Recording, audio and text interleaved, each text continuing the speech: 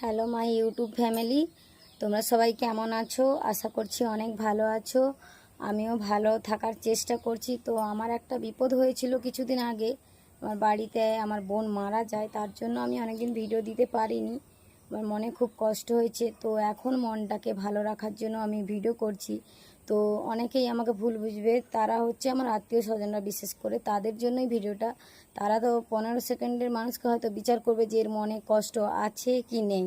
তো 15 সেকেন্ডের ভিডিওতে মানুষকে বিচার করো না, কারণ আমার নিজের মনটাকে আমি ভালো রাখার জন্য ভিডিও করছি।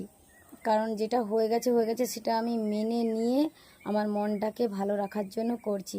তো তোমরা যারা আমার ফ্রেন্ডস আছো বা আমার ইউটিউব ফ্যামিলির সবাইকে বলছি, যারা আমার পাশে আছো, তারা কমেন্টে জানাও এই পরিস্থিতিতে আমার ভিডিও বানানো উচিত কি উচিত নয়। তো চলো, টাটা, বাই।